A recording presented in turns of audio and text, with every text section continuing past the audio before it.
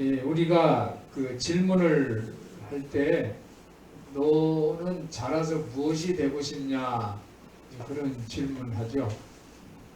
무엇이 되고 싶나 이렇게 질문을 하면 우리가 뭘 생각해요? 직업 생각하죠. 나는 뭐 공무원이 될 거야. 옛날에는 뭐 대통령, 장군 그렇게 얘기했죠. 이제 어떤 직업을 생각하기가 쉽습니다. 그런데 요즘 그 청년 실업자들이 많은 요즘 시대에서 부모들은 이 자식 아들과 딸이 뭐가 되기를 원하냐면 그냥 공무원 회사원 되는 걸 많이 소원한대요. 매월 월급 받는 회사원이 됐으면 좋겠다 그렇게 생각을 한다고 합니다. 그런데 우리 교회는 이제 어르신들이 많죠. 우리 여러분 어르신들이 뭐가 소원이 있어요? 천국 가고 싶어요. 가기 전에 천국은 하나님께서 이제 오라 하실 때 가시는 거고 내가 가고 싶다고 하는 게 아니고 우리 어르신들은 건강한 거, 좀 건강하고 걱정 없는 거 그런 삶일 줄 믿습니다. 우리 청년들이 요즘 그 청년 CEO들이 생겨요. 청년 CEO 이제 벤처 기업을 하죠. 그런데 우리가 볼 때 멋져요. 청년들이 아주 젊은 나이에 자기 회사를 만들어서 대표 역할을 하는 거 좀 멋진데 그 부모들은 또 걱정이 태산 같다고 해요. 제가 그 청년 CEO 이렇게 이제 방송하는 걸 이제 봤는데 26세 청년인데 애플을 이제 앱이라고 하죠. 개발을 했는데 어떤 내용이냐면 내가 뭐를 하겠다라고 이제 목표를 세우면 그거를 이제 앱에다가 등록을 해요. 그러면 자기가 한 거를 거기다 이제 계속 등록을 시키면 그 자기가 이루어낸 그 성과에 따라서 그 앱에서 칭찬 보상을 해주는 거예요. 이제 어른들은 이게 뭔 소리인지 모르지만 이제 젊은이들은 저거 게임을 많이 했으니까 그런 보상에 대한 그런 그 호감이 있을 거예요. 또 어떤 청년은 이제 그 청년도 자기 회사를 차렸는데 뭐냐면 요즘 해외 직구라는 말 많이 하죠. 해외 이제 물건을 직접 구매합니다. 해외 직구를 하는데 이게 가격이 적당한 건지 아닌지 모르잖아요. 그래서 해외 직구를 이제 할 때 견적을 비교할 수 있는 그런 앱을 개발을 했습니다. 그러니까 이 참 창의적인 그런 사업이죠. 근데 그 부모는 이제 너 회사원 돼서 매달 월급이나 받았으면 좋겠다. 이제 그렇게 하는 걸 봤어요. 앞으로 성공할지 그거는 이제 두고 봐야 되겠죠. 그런데 요즘 많은 그 회사원들은 그렇게 생각을 한대요. 회사원이 되면 내가 좋아하는 일을 할 수가 없어요. 회사에서 원하는 일을 해야지 내가 좋아하는 일을 할 수가 없다. 이제 그런 부담들이 많다고들 얘기를 합니다. 사랑하는 성도 여러분, 나는 무엇이 되고 싶은가? 한번 오늘 하나님 말씀을 만나시기를 예수님의 이름으로 축원합니다. 하나님 말씀을 통해서 나는 무엇이 되고 싶은지 이것을 한번 묵상하시고 하나님의 은혜를 여러분들 체험하시기를 예수님의 이름으로 축원합니다. 이제 한국 교회가 위기라고 얘기들 많이 합니다. 특히 제일 큰 위기는 이제 성도 수가 많이 줄었다. 이제 그런 얘기를 하죠. 또 기독교가 세속화됐다. 비난을 많이 받는 그런 것도 위기입니다. 특히 또 그리스도인들이 말과 행동이 불일치하다, 형식적이다. 겉으로만 좋은 말 하지만 실제로 행동은 뭐 더하다. 다른 믿지 않는 사람보다도 더하다. 말만 많다.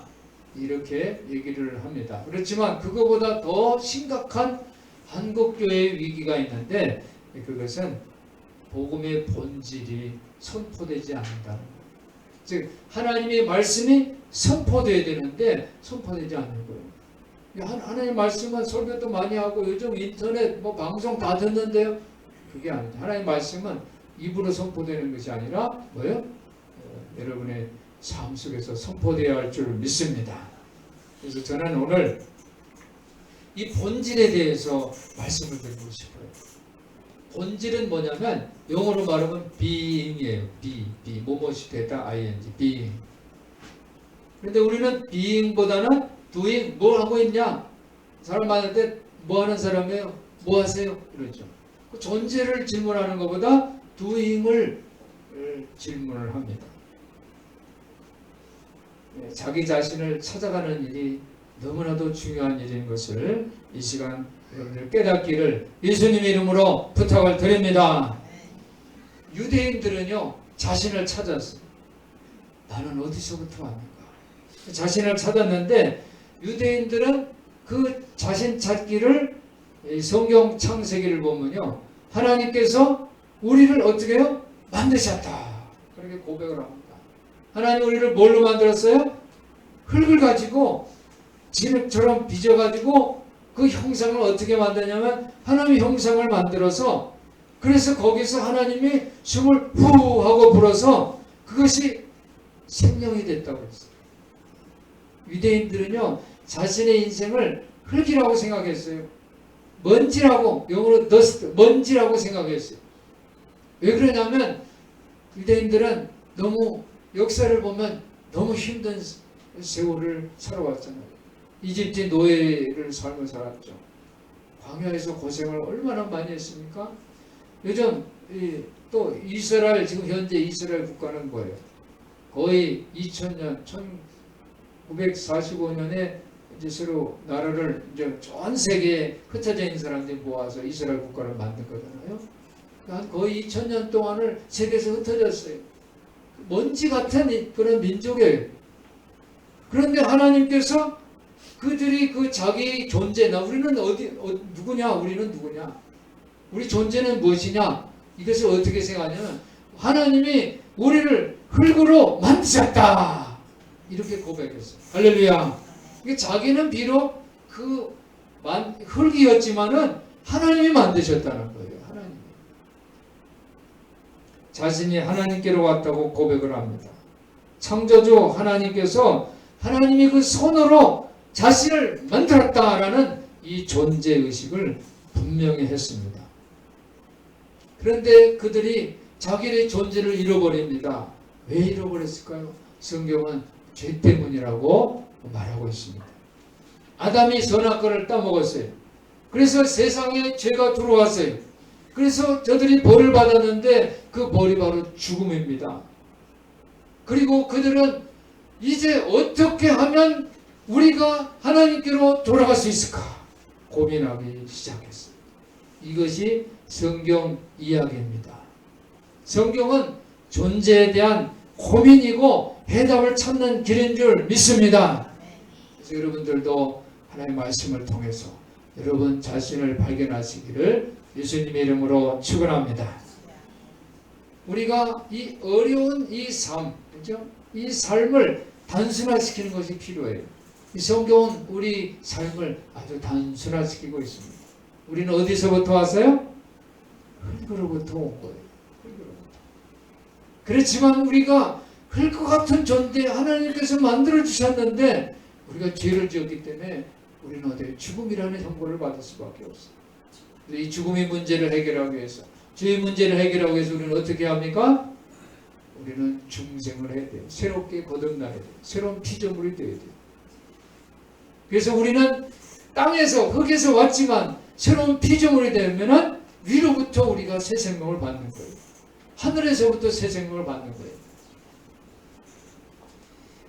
우리 성도들이 하나님의 자녀로서의 그 신분을 다시 회복하고 하나님과 동행하는 그런 행복한 삶을 사시기를 예수님의 이름으로 축원합니다. 오늘 우리가 읽은 미가서 6장 오늘 본문의 말씀은 이스라엘 자신이 하나님께 불평을 털어놓습니다. 하나님 우리 너무 힘들어요. 왜 힘들게 해요? 라고 불평을 냅니다. 그래서 그 불평을 해서 그럼 하나님 너가 그런 불평을 해? 그래서 재판을 하는 장면. 재판을 해요. 하나님 앞에 막 불평을 해요. 그러니까 하나님이 이제 재판을 우리 불평하는 이스라엘과 하나님이 지금 재판을 하는 거예요. 1절 보면요.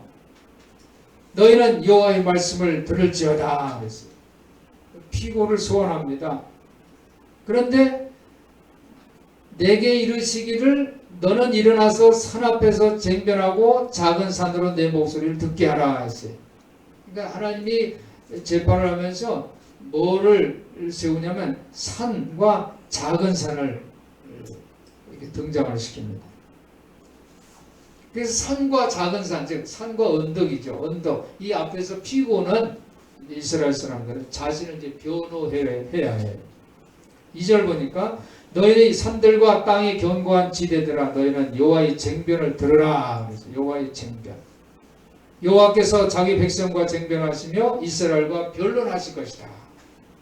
주변에는 산천이 있는 거예요. 산야가 있어요. 산이 있고 언덕이 있어요. 근데 그 앞에서 자기를 변론하는 거죠. 자연적인 이 요소, 산, 언덕, 뭐 이런 자연을 이게 등장시키는 것은 고대 시대의 관행입니다. 그러니까 우리 산 앞에서 정인을 세우는 거예요. 작은 산이 있으면 그 작은 산 언덕을 정인을 세우는 거예요. 옛날 계약을 할 때도 그렇게 했어요. 요즘은 이제 보증인을 세우잖아요. 정인을 세우잖아요. 옛날에는 산을 가지고 이제 계약을 할 때 정인을 세웁니다. 우주적 요소가 등장하죠. 성경의 곳곳을 보면 그런 말씀들이 있습니다. 신명기 4장 26절에 보면 내가 오늘날 천지를 불러 증거한다 그랬어요. 만약 너희들이 우상을 섬기면은 우상을 섬기고 거기다 절을 하고 그러면 또 우상을 뭐 조각해서 만들면 그러면 너희가 요단 땅을 건너가서 그 얻는 너희가 이제 땅 요단강을 건너서 가나안 땅 젖과 꿀이 흐르는 그 땅을 너희가 얻는데 그런데 거기서 속히 망할 것이다 그랬어요. 그러니까 너희가 우상을 섬기면 너희는 뭐 잘 될 것 같지만은 땅을 정복해서 그것을 등기로 너희 땅으로 취할 것 같지만 너희가 사업이 잘 돼서 돈을 많이 벌 것 같지만 너희가 속히 망할 것이다. 어떻게 하면 우상 만들고 그 우상에게 절을 하면 그런 내용이 기록되어 있는데 천지를 불러 증거한다. 하나님 말씀하십니다. 신명기 30장 19절에 보니까 내가 오늘날 천지를 불러서 너에게 증거하노라 하면서 내가 생명과 사망과 복과 저주를 내 앞에 두었다. 그러니까 너희는 뭘 택하라? 생명을 택할 것이냐 사망을 택할 것이냐? 너희는 생명을 택하라. 그렇게 말씀하시면서 천지를 부릅니다. 신명기 31장 24절에 보면은 너희 지파 모든 장로와 유사들을 내 앞에 모으라. 내가 이 말씀을 그들이 귀에 들리고 그랬습니다. 내가 이 말씀을 내가 이 하나님 말씀 성경 말씀을 그 귀에 들리고 근데 이것을 어떻게 천지로 증거를 삼으리라 그랬어요. 이번에 이 북한에서 그 수소폭탄 실험을 했잖아요. 그래서 지금 세계 각국이 좀 난리잖아요. 그래서 이제 미국의 국무장관 존 케리 미국 국무장관이 중국의 시진핑 주석원을 만나는데 그 텔레비를 보니까 그 만난 뒤에 뭐가 있어요?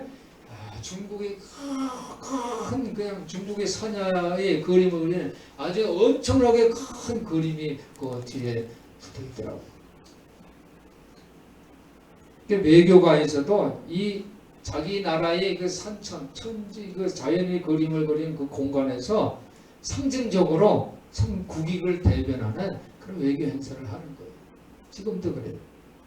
하늘과 땅을 정인으로 세웠습니다. 오늘 본문 말씀, 하늘, 산과 언덕이 이 땅의 주출도를 정인으로 소환하면서 재판을 하고 있습니다. 그러면서 3절에 보니까 이제 주님께서 하나님이 또 질문합니다. 이르시기를 내 백성아 내가 무엇을 내게 행하였으며 무엇이 너를 괴롭게 하였느냐 너는 내게 증거라. 이스라엘 막 불평하고 내 삶이 너무 지금 힘들어요. 막 원망하고 불평하니까 그럼 너는 내가 무엇을 가지고 너를 괴롭게 했는가 너 말해봐라.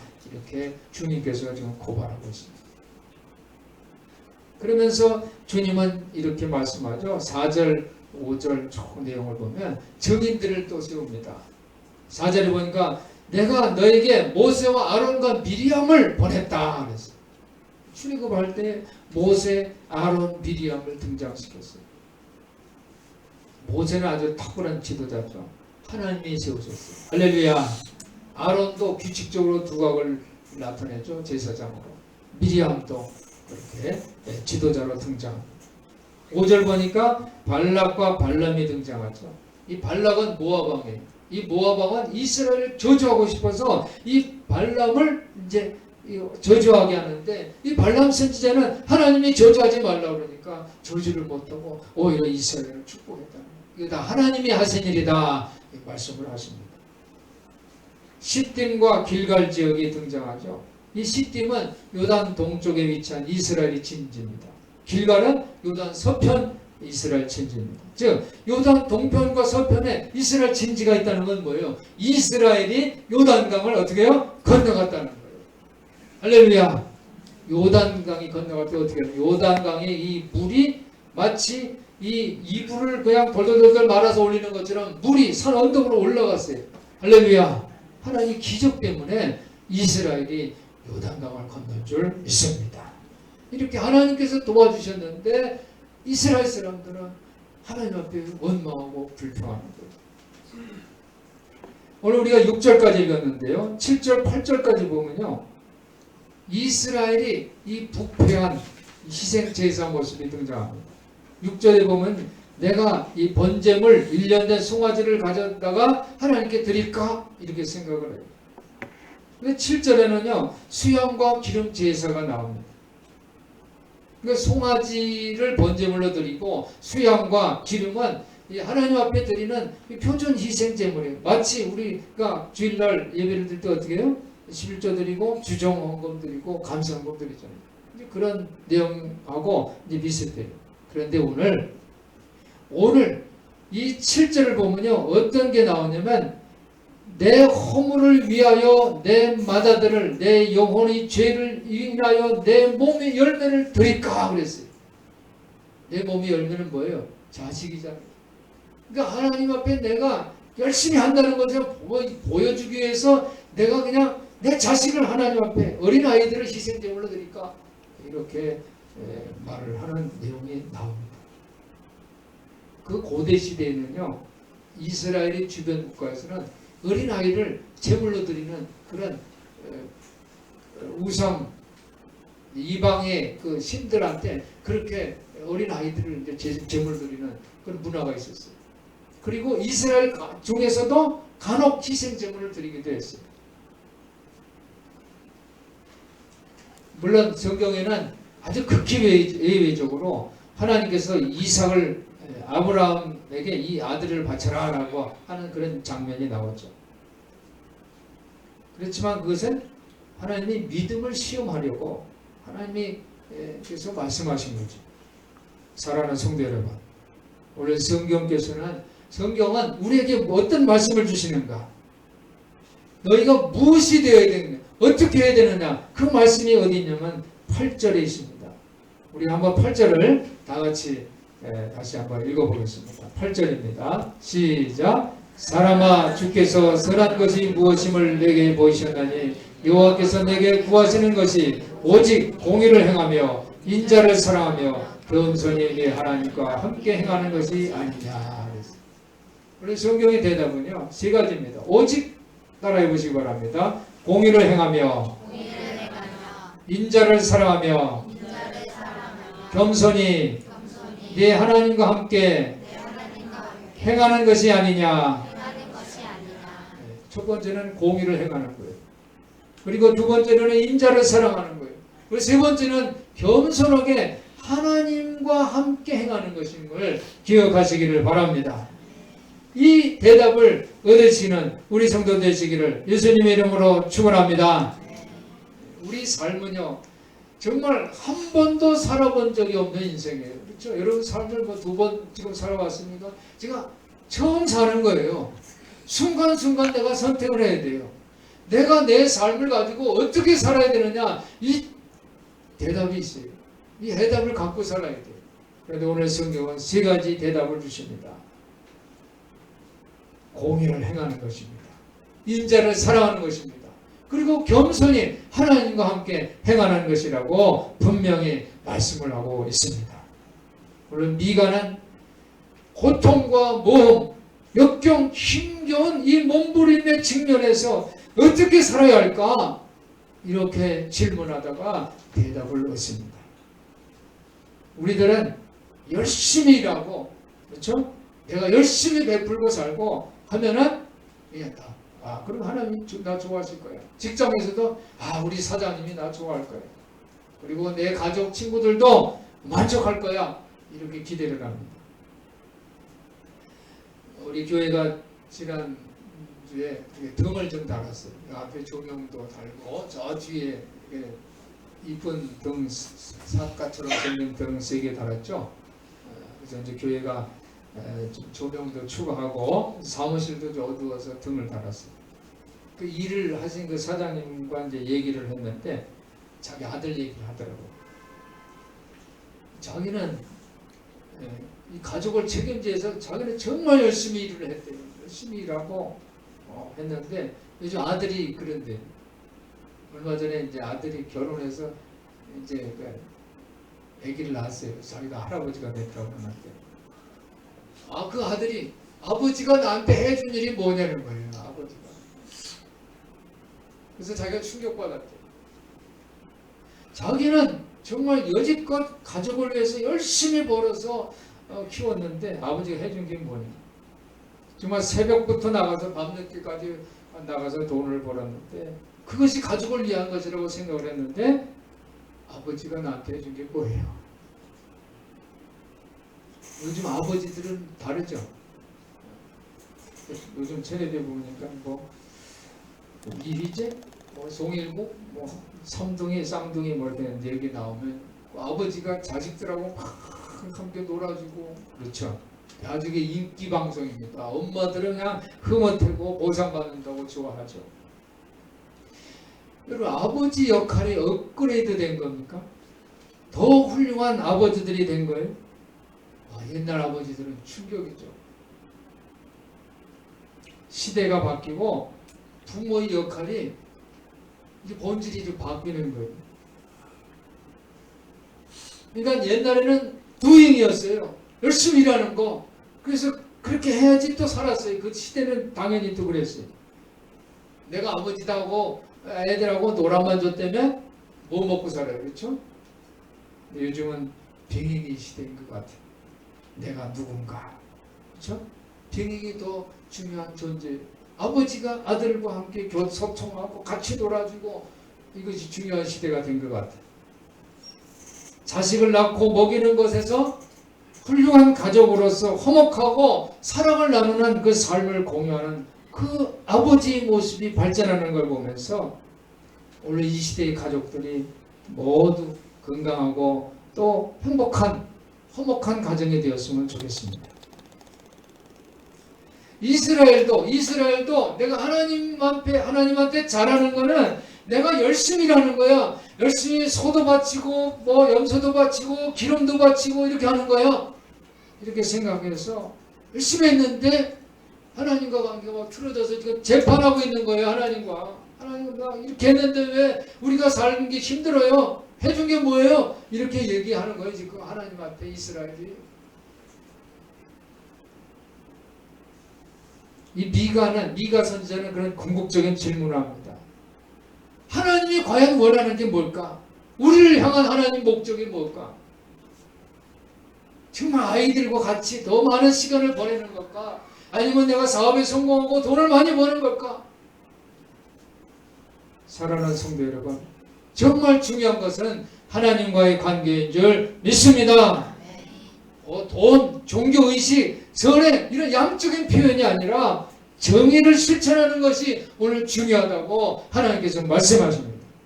한결같은 사랑, 또 조심스럽게 겸손하게 하나님과 함께 살아가는 것, 이것이 중요하다고 하나님 우리에게 말씀해 주십니다. 종말, 말세라는 그런 말이 있어요. 말세는 예수님이 초림 때부터 지금까지, 그리고 예수님이 다시 오실 때까지가 말세예요. 그래서 사람들은 말세야, 그 맞는 말씀이에요. 지금이 말세예요. 그런데 종말은 뭡니까? 종말은 예수님께서 다시 오실 때, 재림하실 때 최후 심판할 그때가 바로 종말인 것을 기억하시기를 바랍니다. 이 종말의 모든 구원이 완성돼요.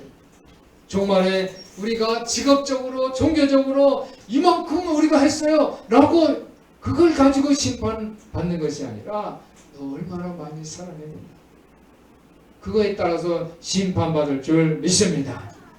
우리 삶이 중요한 것은, 내가 소중한 것은, 여러분이 소중한 것은 바로 우리가 하나님께 소중한 존재라는 것을 기억하시기를 바랍니다.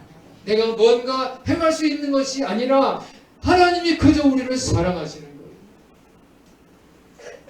만약 하나님이 우리를 사랑하는 것과 동일한 방법으로 우리가 다른 사람들을 사랑하고 가족을 사랑하고 이웃을 사랑하고 그리고 하나님을 사랑한다면 삶이 무엇인지, 내 인생이 무엇인지 틀림없이 발견하게 될 줄 믿습니다. 사람은요, 더 많이 내가 가지면 행복할 줄 알아요. 그렇지만 많이 가진 사람들이 행복하지 않습니다.